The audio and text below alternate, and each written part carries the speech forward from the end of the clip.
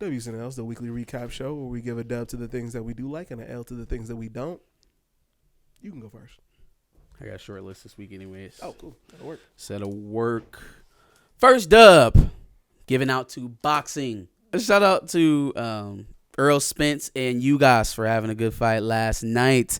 But the dub is going out to the eventual clash of the Titans between Bud Crawford and Earl Spence Jr. Nah, I'm ready for that. Nah, I'm going to order that one. That one's going to get ordered for sure. Nah, bro, you got to get tickets. Hey, shout out to Butts. If Butts buy them, then we going. Then we out there. Bud and Earl Spence is going to be a monstrous fight. That's probably the biggest fight that we've had since Fury Wilder. Oh yeah, I forgot about Fury Wilder. I mean, granted, Yeah. I'll say, other than the heavyweight fights, right? You know, the Joshuas, the Ruizes. I'm trying to think of a bigger fight, man. Now, outside of that and anything that involves Floyd Mayweather, yeah, probably the biggest fight. Yeah, I was about to say Mayweather's last fight that I cared about was Pacquiao. Fair. Canelo has had some decent fights. I would say the biggest one probably. I don't know. Floyd Mayweather versus Logan Paul was a pretty huge fight. Okay. So yeah, definitely Mike a dub Tyson out to that versus, fight. Who do you have? Bud Crawford. I think if anybody could touch Bud, it's Earl Spence. I would agree with that too. If anybody can touch him, it's Earl Spence. What can he do with him when he touch him? Remains to be seen. Yeah. Remains to be seen. I don't know. If I had to put some money on it, I'd say Bud, but I'm not confident in that. I'm not. You know, I like this fight because truth be told, I don't really have a dog in that fight. I just want to see a really good fight out of both of them. Yeah, no, for sure. You know, you got to root for Wilder against Fury. But like in this one, look, I just want to see a really good fight between the two. For sure. For sure. And you love those fights. They're just so much more entertaining. And I like that it wasn't all of this draw out. Like, yeah, we canceled the last one for whatever reason. I don't even know what the hell that was. But they're trying to fight each other. Yeah. They want to fight each other. They look across their respective division and they see each other in each other's past and they want to fight each other. Yep. Imagine that. Imagine it doesn't take 6-7 years to make a fight that everybody in the sport wants to happen. Now imagine that. Yeah. Oh, but I guess money is better than Bud, huh? Yeah. Yeah. Yeah, bro. Money Mayweather better than Bud? Way better. No, I'm just fucking around. I was about to say Bud got the defense and he punches. That's a fact. So he punch. Yeah. No, I can play defense, but I'm going to hit you, though. Mm-hmm. I got offense. I ain't going to back away from you. Yeah, I got offense. Yeah. All right, on to my L list. First one is coming up on the Democratic polling headed into midterms here. It's a lot of funky, nasty shit going on, man. It's looking bad. Like, I mean, from an oil super PAC supporting Shontel Brown over Nina Turner in Ohio's 12th, right, in the election that's coming up here in May. I think it is there. She had to run it back because she won it during a special election. Mm-hmm. But they're essentially trying to buy that election and being aided by the Congressional Progressive Caucus. Really? Fighting against Nina Turner. Did you hear what I said? The Progressive Caucus. Yeah, that's a little nuts. Fighting against Nina Turner. Who was probably one of the most progressive candidates. Yeah, Jayapal. Yeah, y'all are a joke now. Pramila Jayapal, Roa Khanna, y'all are a fucking joke. So, hey, I won't tell y'all what I plan to do on voting day this coming fall, but let's just say I'll be preoccupied. You know, Herschel Walker. Oh, gross. Is leading Raphael Warnock. Really? In Atlanta.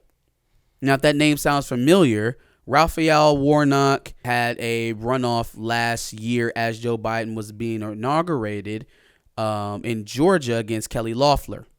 That was one of the big national races that was highlighted, as well as John Ossoff versus Will Perdue in that same area. That was the race that they were trying to get attention to, trying to get everybody to pull out for so we can get our $2,000 checks. Mm-hmm. The $2,000 checks that we never received. Yep. So, yeah, if his name sounds familiar, it was part of that whole hoopla, but now he is currently losing to Herschel Walker, who believes that we're still, to this day, evolving from monkeys. You think it's because of name recognition, maybe? You think that has anything to do with it? I think it's because it's the South, where there are a lot of conservatives who are going to jump at the chance to see a good old boy, black boy.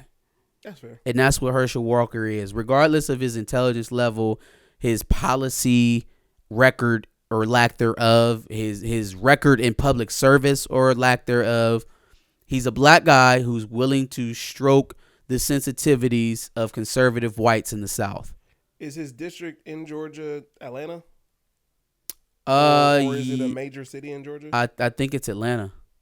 Like I think it's his district is at the greater Atlanta area, if I'm not mistaken. But yeah, the way they set those districts up, I could still see. Dog, possibly. like if y'all let Herschel Walker, like, don't take my word for it. You want to know what Herschel Walker's about? You want to see his platform?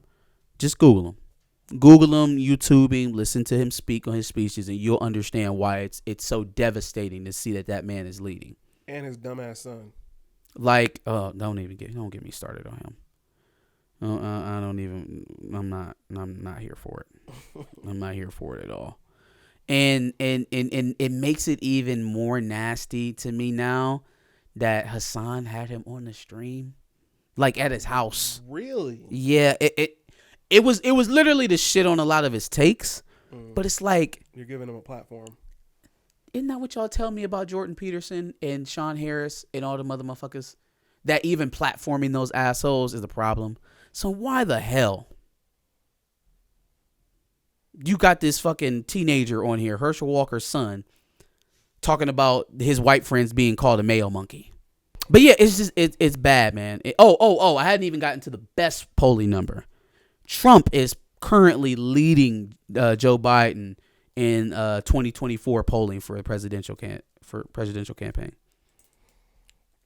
I want to say I'm not surprised, but fam, after January 6th and so much stuff that's happened after his president, well, I guess technically not after his presidency, but all that shit, like, that shouldn't be happening. He's leading Joe Biden. How fucking sleepy do you have to be losing to the president who dropped the ball on COVID and had an insurrection ran after he lost the election? How much of a fucking loser do you have to be, Joe Biden? Like, oh my God, that is nauseating. Moving on. The NBA play-in is getting an L for me. Okay. Because number one, I thought that we would be past this by now, and it's nothing more than the NBA starting their playoff run a week early and starting to tap into the ratings a little bit earlier. And that's all it is. Because anything outside of that competitively, it's unfair. Mm-hmm. So let's take the Cleveland Cavaliers here for a second, who came in at the end of the regular season at the 8th seed. Right? They finished 8th, which is a playoff spot. Yeah. So now, at 8, which is a solidified playoff spot that is there, now has to win a game to keep that spot. Now let's look at it and break it down, see how fair it was. Let's take the Cleveland Cavs, are a perfect example. Won the 8th seed. Had to play Charlotte, lost to Charlotte. Has to play, who did they play? The Hawks. Mm-hmm. Has to play the Hawks again on Friday. Lose to them as well. Now, typically when you finish an NBA season at the 8th seed, again, a playoff spot, you get one team and you start playing a series of 7. What has happened now is that you now have to beat 2 or a 1. If you win the first game, it's only 1 for the 8th seed, right? But potentially win or play 2 games versus 2 different teams to get to the series where you get to play one team for 7 games. So let's say the Cavaliers drop the game against the Hornets and then won against the Hawks because they were up by 14. They had a chance to win that game. They should be in the playoffs. Yeah. They should be in the playoffs. Yep. But let's say that they lost against the Hornets, won against the Cavs. So now I've played 2 games in 4 days versus 2 different teams to even get to my playoff series, and I had a playoff spot to begin all of this. Yep. Not to mention that if the playoffs would have just started at the end of the regular season the way that they're supposed to, those first 2 games I could lose and still end up winning the series. Mm-hmm. Yep. It's unfair. It's mutating the playoff structure so that now a team who would have been picking out of the lottery any other year now has a chance to catapult themselves into the playoff based off of 2 games. So the first 82 weren't enough, but these last 2 are enough. Mm-hmm.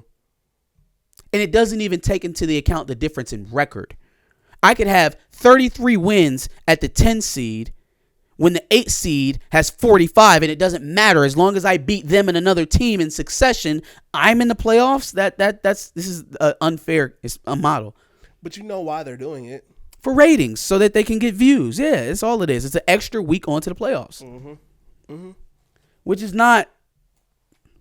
I don't think it's worth it. The games are fine, but hey, they're no different than the last games of the regular season for a team struggling to make the playoffs. Yep. And if you're that far behind in the standings, win and loss wise, then you shouldn't have a chance. Yeah. Then you shouldn't have a chance. That's the way playoffs work. The best 8 go from each conference, period. And these are games from teams that are obviously mid. Yeah. A bunch of mid. So, I mean, it can't be helping that much. But it's extra games, so. Yep. All right. Last L for me is going out to NBA super teams, which are having a fucking terrible year this year. Yep. From the Clippers to the Lakers to the Nets, it is just it has been a very, very treacherous proposition for those super teams this year, man. And I don't know. I mean, I like it and then I don't, because I said way back when, even before we got LeBron, the better option for me was to keep the young guys and add some free agents. Yeah. Add a Paul George, add a Kyrie, add the free agents, and keep growing off of that. If LeBron wants to come and play with the young guys, which he did for a season, and the injuries piled up and, it just didn't work out. But I look at the landscape of what we gave up to get Anthony Davis and LeBron here, because that stuff started happening before LeBron came. We traded Jordan Clarkson that season. We let Julius Randle walk that season. D'Angelo Russell got traded the season before. Lonzo Ball gone. Brandon Ingram gone. Josh Hart gone. Svi Mykhailiuk gone. Kyle Kuzma gone. Larry Nance Jr. gone. Mo Wagner gone. Thomas Bryant gone. Yeah. It's like the teams who are the super teams, they're extremely top heavy. So when, they go out to get guys, they got to kind of, I don't want to say. Now it's a ragtag. Yeah, it's a ragtag. It's all, all right, we're so good at the top that, the guys will take less money to play. Nobody's doing that no more, man. This is not 1990. Yeah. Yep. Don't nobody want to do that. We want long-term guaranteed money. Mm-hmm. And it's less expensive to do that with the young players that you drafted, as opposed to trying to sign free agents or make blockbuster trades. Mm-hmm. So the teams that are still doing that, and I get it, it's such an attractive proposition to have a team like that, because all it takes is chemistry, and then all of a sudden you have a generational team, you have a dynasty. So it's very tempting when players are that good. When you have an opportunity to put James Harden, Kyrie, and Kevin Durant together, you got to try it. Mm-hmm. You have to. Like, regardless of the cost, you have to try that.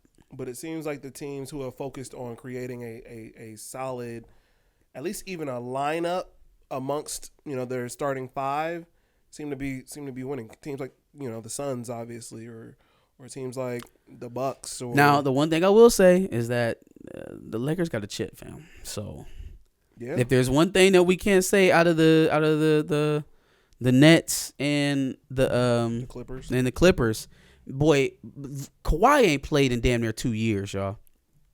Yeah. And like got COVID. Y'all had so much to say about the This is why I don't put too much stock into the whole thing about the Lakers front office, because y'all had so much shit to talk about the Lakers front office getting played by Kawhi Leonard, and he's been at the Clippers for 3 years now, and it's played like 50 games, 50, 60 games over 3 seasons. Mm-hmm. Who's the fool now? Who come out looking crazy? Now we done lost a whole lot of games with Anthony Davis, LeBron James too, but we have hardware. Mm-hmm. And if your boy had been playing in 2020, if he had been on the floor in 2020, he could have had something to say about that, but he was not. Wasn't playing, and Paul George got promptly exited out of the playoffs by Luka Doncic. So, yeah, but y'all got a Mickey Mouse ring, bro. No, we have a ring, fam. There were other NBA players playing. If y'all didn't think it was valid, then y'all should have said something and not played. No, I agree. Oh, but in the midst of George Floyd and everything that was going on that summer, y'all decided to play fucking basketball with equality on the back of your shirts. So you're damn right it fucking counts. You damn fucking right. Because when y'all had a choice to sit out or play, y'all decided it was more important to play. So don't tell me that the goddamn championship from that year didn't matter. What the fuck is wrong with y'all? Yeah. People want it. They want their cake. They want to eat it. They want to shit it out and it be cake again so they can eat it again. Mm-hmm. Even if it wasn't a COVID year ring, they would have found something to say about it. So, well, at least we have that. We'll always have Paris. Yep. That's it for me. All right. First dub goes to the OSU spring game. I liked the fact that obviously, I mean, they were going to, but I love the fact that they memorialized Dwayne Haskins the way they have. CJ Stroud came out with a Haskins Jr. jersey on. I thought everything was dope as far as what they did for him.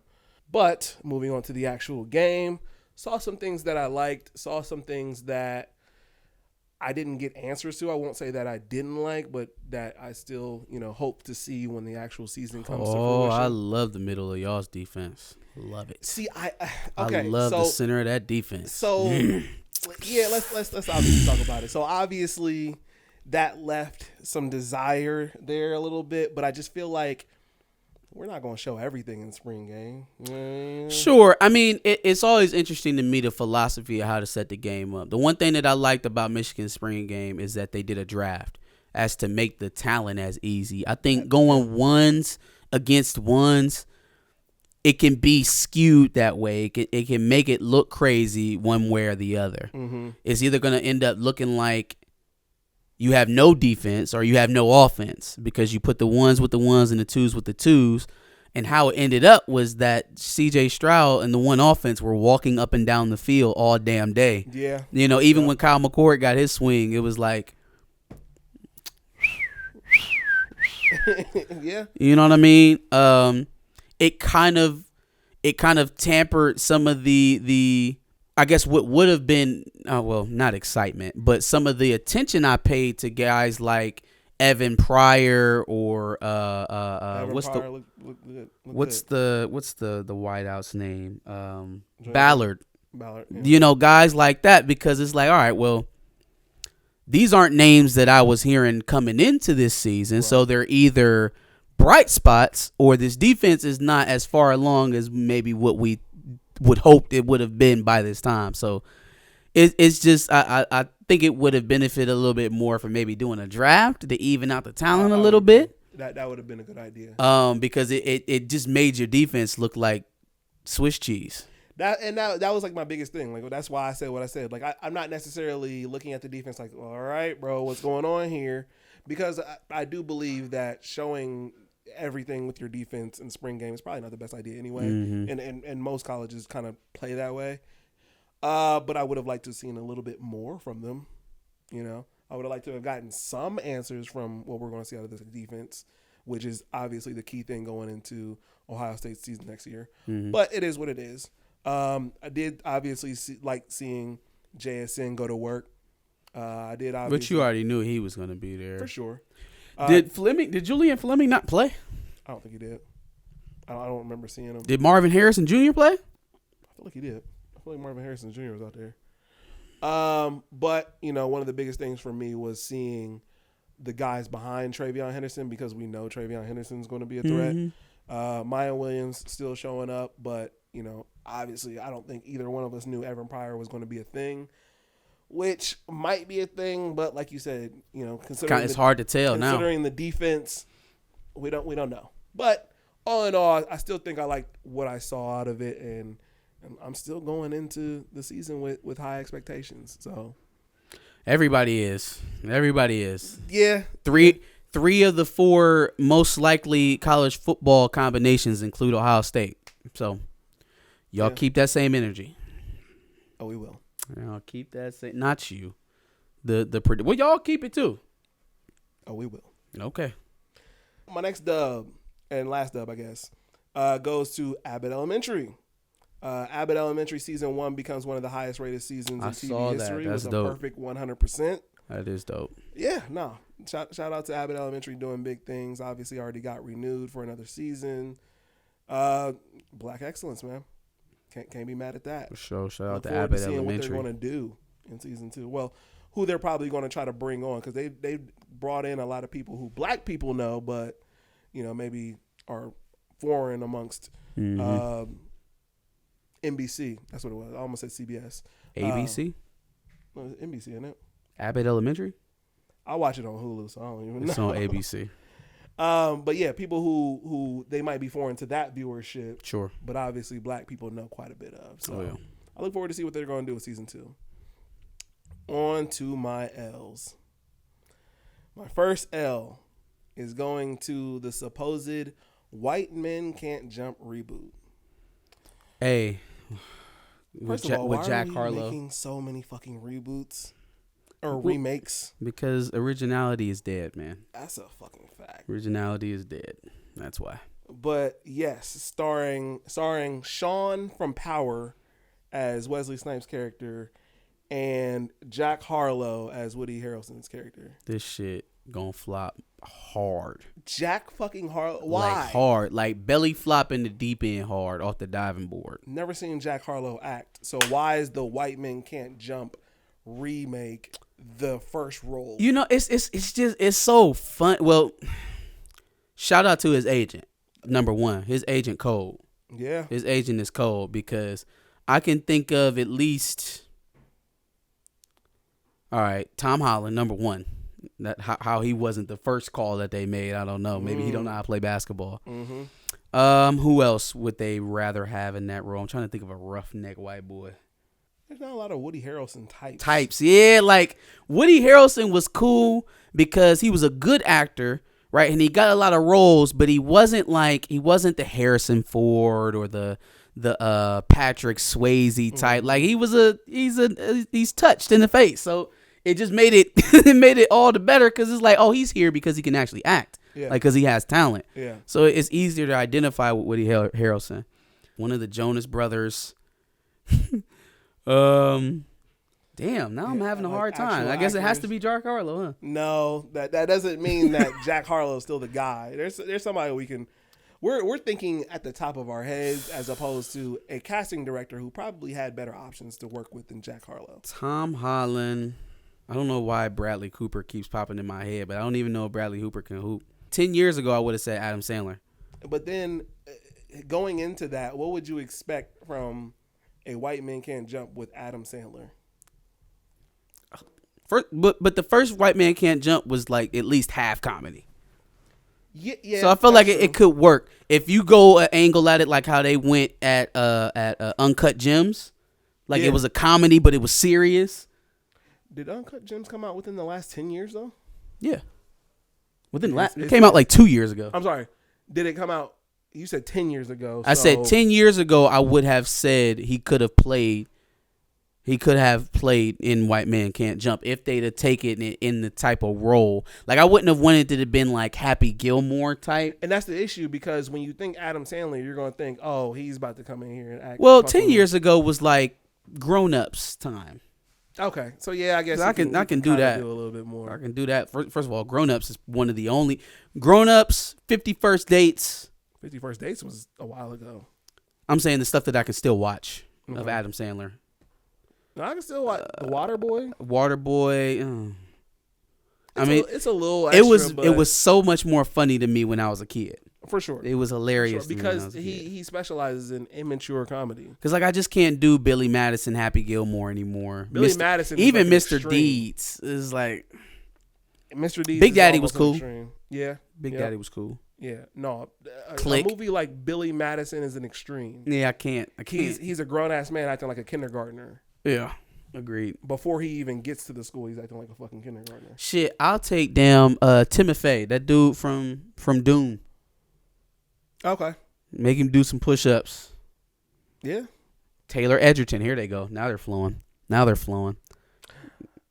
a little older now. I didn't realize until yesterday, but Channing Tatum? Yeah. He's a little he could pretty do it. boy kind of, but I think he could do it. He could definitely do that.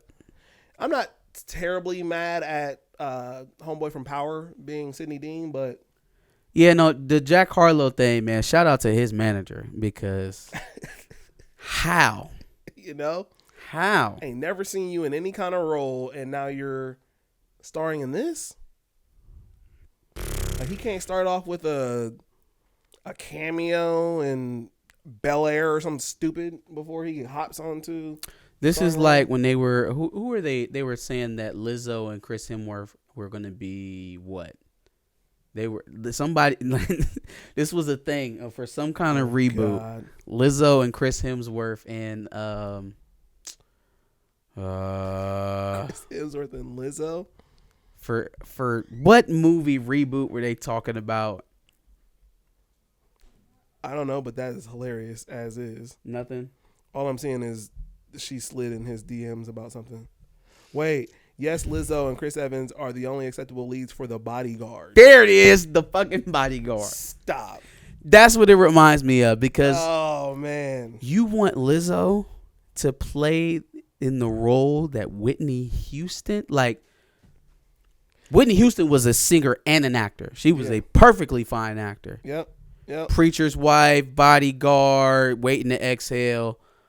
Whitney Houston could act. And we've never seen Lizzo do anything. And again, other than sing. Again, another person who hasn't even done a cameo as themselves in a role. Y'all got all these actors out here serving, waiting tables and mopping up shit every day, trying to get a role. Y'all want to give it to an already famous person who's not even good at it. Hey, I don't get it. I'm gonna give an L to Breakaway Fest, which is a festival that has been prominent in Columbus, I think, for being both EDM and hip hop kind of mashed into one. But as of recently, they've kind of forgotten about hip hop, at least as far as the main. Oh no! Don't bring EDM to Ohio. You can take that shit out west. Which I mean, take that shit back out west. If you want to be an EDM fest now, no, it's not cool. I'm not going to show up. Not here. But where you think you at? It's not Arizona. It's not Vegas. It's not Cali. Want that shit out here? It's not even New York, bro. This is Ohio. Yeah, no, I better agree talk with about that. the struggle. You better talk about the mud. Nobody want to hear that. They not even going. College students, no, Ohio State. Sure. Let's just keep it funky, man. I all them people that you just talked about either on their way out of here or only here for college. Right. So that's not your demographic, man. You having a. Anyways, go ahead, Breakaway. But yeah, I mean, obviously, just completely forgetting about how you started. Like when I first heard about Breakaway, Kendrick was the headliner. Then you got Chance the Rapper, and it was very much as it was EDM, which I don't even think it was really EDM at the beginning of it anyway. Man, the last Breakaway festival that I saw, it was more hip hop and pop than it was hip hop and EDM. Yeah. I think it was like the Baby was on there and maybe Billie Eilish or some shit like that. I don't know. Maybe one of those things. When Chance was here, it was Ray Shrimmer, Lil Uzi. Mm-hmm. I think Young Thug was there that weekend. After we saw Chance, Waka was on a stage. Like there was a shit ton of fucking hip hop acts. And man, it may just be a thing because we also have had many conversations about how acts do not come here, tours don't come here.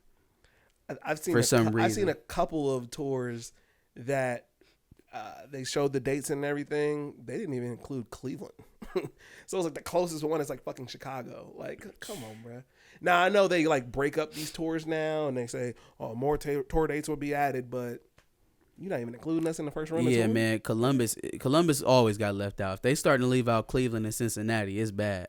Yeah, it's real bad. Yeah, but I mentioned them because they sent out a tweet saying hip hop is back. And it just read to me like, all right, black people, come on, buy your tickets. Come on, we waiting for you. Like, you abandoned So, have us you seen a largely. lineup? No, not yet. They haven't tweeted out the actual lineup yet. If it's good enough, I'll take a look at it. But I don't know. That tweet just kind of irked me a little bit. Like, all right, yeah, I know the tickets haven't been selling as much because we've been focusing on EDM, but we want y'all money back. Come on with it. My last L is going to go to T.I. T.I. has been having a hell of a time with this whole stand-up shit, man. Wildin'. I gave him an L. Actually, you know what? I kind of gave him a little bit of leniency when I originally mentioned this. But I don't think we talked about the fact that he basically ran up on a female comedian because she started to mention the allegations against him and Tiny. And he tried to basically stop her show, which is probably something you do in the hip hop arena, right? Somebody disrespects you. He tried to Suge Knight her. But you don't do that in the comedy arena. T.I. Suge Knight. You know? And it didn't work because she was still on stage talking, like still doing her. Like the one rule that I've always heard comedians say is that you never try to get into a back and forth with the guy with the microphone. Mm-hmm. And so like, cause they're going to be there. Like when security escorts you out and we have to continue this show, I'm now going to be able to focus the show on our collective hatred for you stopping the show. Mm-hmm. And then I'm going to be funny again. So even if I was bombing and I was bad at what I was doing, you just made sure that I got so much better on your expense. Yeah. Yep. Plus, I don't think T.I. realizes the privilege he has in this arena. Because Fam, the fact that you're even allowed the birth to take this leap. People are willing to book you because you're T.I., not because you're good at stand-up. Yeah. Right? You've completely bypassed, a lot of them go through the original, I guess they call it the chilling circuit or whatever. Like a lot of them kind of go through a whole thing before they make it to a headlining stage. You bypassed all of that because you're T.I. Because your name is T.I., yeah. So recognize the privilege you have in this arena, first of all. Not to make this about us, but you know what that makes me feel like? You know how celebrities now, all of a sudden, everybody's got a fucking podcast? Yeah. Yeah. Everybody has a fucking podcast just for them to get on there and lie to y'all the same way that they do on their social media accounts. And not even provide good content. Nope. Don't have to be good at all. But they'll just have a guaranteed 150,000 subscribers that they can just transport from their personal social media over to their new venture, and that's success. It doesn't have to be good. Not talk about shit, right? They don't be talking about nothing. Don't even have an interest or a hobby. You just out here. Okay, I'm famous, so I'll talk to you guys, and you'll give me money. Or an interesting take on things Anything. that everybody talks about. Yeah. It's like, why is this even worth watching or listening to? That's what it feels like. But then also T.I. is getting fucking booed out here, which is hilarious because I guess we should have seen this coming. Or I should. Who getting shot first? So he's having a very tough go at it. And hey man, you deserve this L. I kind of, like I said, it was a little lenient when I originally gave you an L. I was like, well, let's see what he can do. But nah, fam, you've earned this L. I would like for you to give us your dubs and L's and give us your thoughts in the comments below. Make sure you like, share, and subscribe, and we'll be back next week. For sure. And make sure you check out our playlist of previous dubs and L's to kind of catch up on everything. And like the man said, make sure you subscribe because, we like to talk about this every Wednesday.